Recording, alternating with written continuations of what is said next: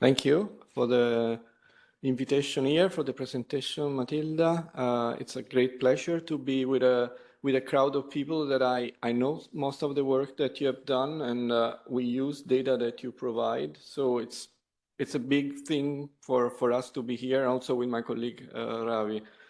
And I have a presentation that is structured in 3 parts, and I benefited from the fact that before me, some people presented already things that I wanted to present, so I can go straight to some points of discussion.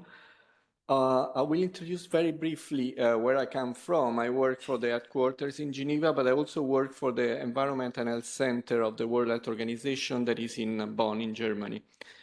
I will give a very quick overview because you have already been exposed to this by the previous presenters, very good presentations on the health benefits related to green spaces. And now we'll go on some work that we are doing with geospatial data that I think I want to share some of the issues, some of the challenges, some of the questions that I have also for you after following the presentations yesterday and what has been done today. So our center is in, the Environment and Health Center is in Bonn since more than 10 years. And before there were 2 centers, one in Rome and one in the Netherlands. But for political reasons, there was no interest by the Dutch government or the Italian government to keep the centers in their countries. And we moved to Germany, where we have now an office where we have more than 20 people. And we cover areas of work that are quite familiar to some of you. Technically speaking, we have the Violence and Injuries Program with us. We have the work on water and climate change, and we have living and working environments that includes air pollution, chemicals, and noise, and we have the work on environmental impact assessment. Some of the work that we have done is of global relevance and is quite famous. For example, the quality guidelines that were out in September 2021 is a product of the Bonn office. And it's a traditional work on air pollution that goes really, I think, from the 70s that was inherited in the Bonn Center. There is the work on the noise, the guidelines on noise that were also produced by our office. But there's a lot of work also on climate change, for example, on heat effects, heat waves. I'm here and we can discuss also other work done by colleagues on water and sanitation, for example. But some of the work that maybe some of you are more interested, because I see here more nerds people than I'm usually able to meet, is the work that we have on tools and methods that we develop with a lot of different scientists. I'm responsible for 3 of the projects that I have in these slides. One is on the impacts of air pollution on health, so how to measure these impacts. The second work is on, a second tool that we have is on climate mitigation, air quality and health, and it's a new tool. The AirQ Plus tool is the most used tool in the world for the application of health risk assessment of air pollution. All these tools are available online and you can freely download them. There's a Green UR tool that I will have dedicated slides because it's on green spaces and health and is based on a GIS, it's a GIS work. And then we have a tool that is a web tool that is online for assessing the benefits of walking and cycling. So if you Google heat, walking and cycling, you can enter a web page where you can model what if there is an increase or decrease of walking and cycling in my city and this kind of stuff in terms of health, mortality, and also economic benefits. I will go back on the use of tools. This is a slide that is already was summarized by Matilda, so I don't need to go in detail of this, but it's important to keep in mind that we have to do a lot of hypotheses on the relations between green spaces, between nature and our health. And Hartig 2014 gave this, I think, very good summary. After 10 years, now we have, I would say, a little bit more complicated picture where we have to add a lot of work that has been developed along the years. Along the years, as I was saying, we went from very few publications on green spaces and health. I could read all the papers 15 years ago, 10 years ago, published on green spaces and health. I cannot do it anymore. Before there were 100 or 200, now they are on the order of 2,000, 3,000, just green spaces and health. And this is what already covered by my colleagues before, but I want to put emphasis on the fact that along the whole list of health outcomes that are related to green spaces, there's now a specific role of evidence that is giving us some directions on the work, for example, on mental health. And this is, we cover this in several reports done by myself and also my colleagues. And the work that now I'm following a line of work that is on mental health.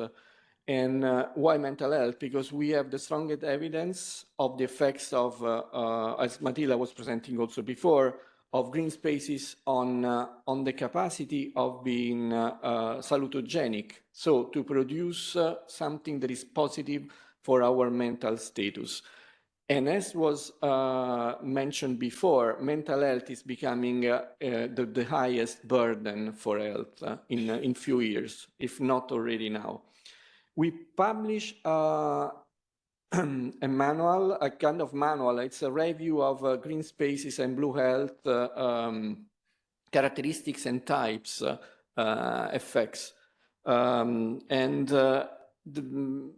is important to keep in mind is that now we're moving toward understanding much more in detail that what are, I would say, for planners, what are for public health people, the suggestions, the recommendations that can be given from all the knowledge that we are accumulating. So types of green spaces are usually the traditional parks, gardens, woodlands, but the characteristics still we have in terms of, I don't know, openness of the space, types of vegetation, so biodiversity, noise quality, the acoustic quality of the space, we have much less information. And, but the key findings are giving us the idea that green spaces are giving in all kind of types beneficial effects to us, while the characteristics we have much less information, but it's the same kind of positive effects. So what we do once we have evidence on the effects of green spaces on health, we can run some health impact assessment, and this is what we do. And then we will move obviously to use geospatial data. We need population data, we need the green spaces data, characterized, I would say, in a way or in another. And then we can do some exposure assessment. And this is the usual path steps in health impact assessment. This was already presented by Matilda, so I'm not gonna spend time on the fact that we have a very different way to measure green spaces. This is an important slide because most of the challenges that we have working on green spaces and health are related to the spatial dimension of green spaces. How we define and classify green spaces, it's a matter of discussion when we go in a city, when we go in a country, in a region. There's a lot of different definitions and classifications of green spaces. The best indicator for green spaces, again, it's a spatial dimension. The minimum levels for exposure to green spaces should be measured, should be discussed. And we started working on a project where we use a QGIS, so a free downloadable software for GIS people. And there we start working on, okay, what if we can produce something that goes quite smoothly and simply for people that have never been working with the GIS. So the fact that you have to get the data where you're working, you have to define the boundaries, you have to take the definition of green spaces, you have to take satellite data, Earth observation data, for example, and then you can work on the availability of green spaces, you can work on how much you can start working with odds ratio or hazard ratio to produce some estimates of the benefits of green spaces. Before there was mentioned the simple work on availability of green spaces that we have done with Matilda. Matilda was one of the person developing this work on green spaces indicator, and we work. So the main message is the same as Ravi. Being in front of a map for many stakeholders, for decision makers, is fundamental to understand what's happening in terms of public health, and is a way for us to put the public health people in an area where they usually are not engaged. My main conclusion is that the evidence is generally sufficient to support recommendations of greater exposure to nature and green spaces. I really thank you very much for your attention.